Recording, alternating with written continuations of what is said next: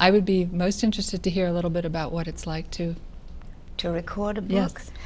Yes. It's not quite as easy as it may seem. I mean, most people can read intelligently and well, and not a problem, so why aren't I out there recording? It needs an immense amount of stamina. You have to be very focused.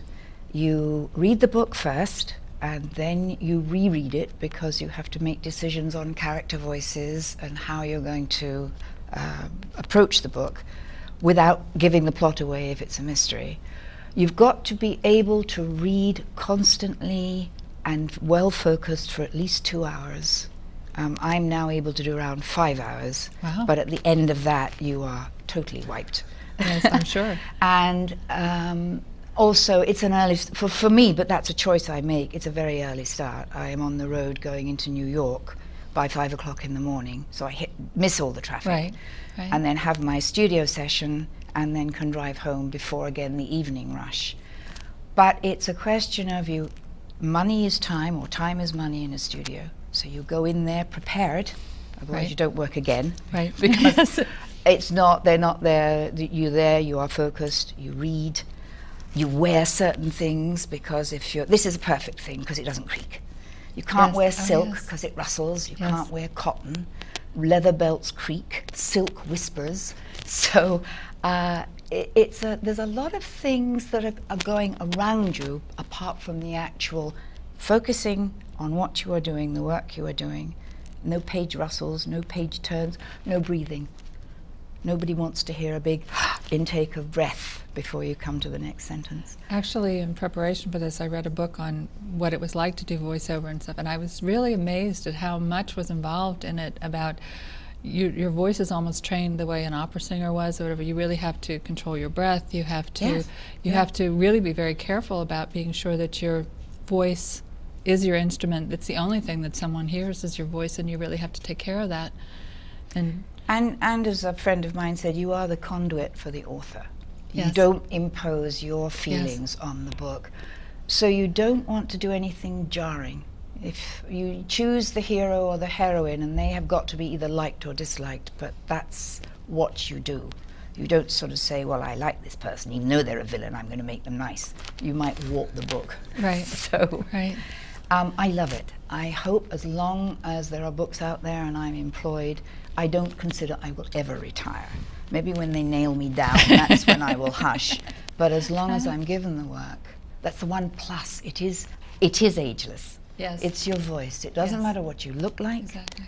as long as you can deliver, and as long as you can still read in a way that people want to hear. How many books do you do a year? It really varies. Last year was wonderful. I think I did 16. Oh my goodness. This year hasn't been as good, but I think I'm up to about, well, no, this is this year, that's right, about 5 so far. But we're But only it's in still, March. we're quite early. Yes, Yeah. I was going to say, Yeah. it's only in March. That's quite good. So. How much preparation time do you need to do a book? Again, it depends on the length of the book. You always read it first. Yes. You must read it first, because authors have a habit of throwing you a little kind of curveball at the end. And for example, and this was when I was very careless, and I will not mention the author, particular lady, the old maiden aunt. So she had a lovely old creaky voice. And this is how I read her, recorded her all the way through. 2 pages from the end, Aunt, let's say Jocasta, turned, and in the melodious voice, her only true beauty. And this lady had not had a melodious voice from page 1. So you must do that. Right, right. And they do, and it's almost that little sentence that you haven't bothered to read because you skimmed through and you thought, all right, I've got 14 characters here, I've got 3 men, I've got 8 women, whatever, and the children and the dogs. And so yes, you must do your homework. Well, one thing that always amazed me is because in the text, the voices come one right after the other, and how do you keep them all, 14 voices, how do you keep them all so that you're not mixing them up? Well, acting training helps. Also, you make little notes. When you first read it, you put down the characters, you decide how you're going to choose the voices, and then you reread it before you record it to know, unless they give the name, that this has got to be said this way, this has got to be said this way. It's subtle differences because you don't want the listener to say, oh, that is so over the top.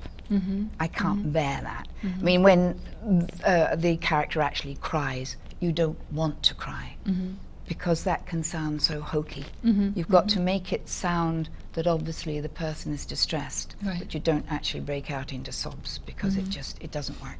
Same with laughter. A great crack of laughter, certainly if you're listening in the car, wouldn't be too helpful. Yes.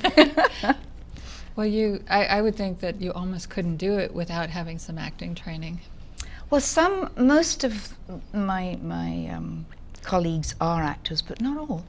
Really? It's a love of reading, and it's a love of literature, and just even if you like the sound of your own voice, so that you can listen to yourself and listen to the author. Yeah, I mean, there are some very good narrators that don't have a great deal of character in their voice, but they've got such wonderful voices. You listen to them. Right. Well, they could just actually read the story to you, and you just enjoy it. Exactly. Yeah. Right. How long have you been doing this? Actually, since 1985. Really? Answered an ad in Backstage, which was where you looked for anything that was going. And they were looking for, it's a native-born Scot to read Culloden. Well, I happen to have a book of Culloden, which is, of course, the final battle between the English and the Scots. And so I trotted off to have an audition, and she said, well, it really is a man's book, so we really wanted a native-born Scot. However, thank you for coming in, and we'll call you. And I came home to Gus, and I said, oh, don't call us, we'll call you. Never mind, I enjoyed the trip to New York City, my first, incidentally, from Connecticut. About 3 months later, Claudia called me back. She said, are you still interested? I said, yes. I said, what happened to the native-born Scot? She said, oh, we had many tapes. They were totally incomprehensible. So I didn't tell Gus that. So who is a native-born Scot? I caught up with it fairly shortly afterwards.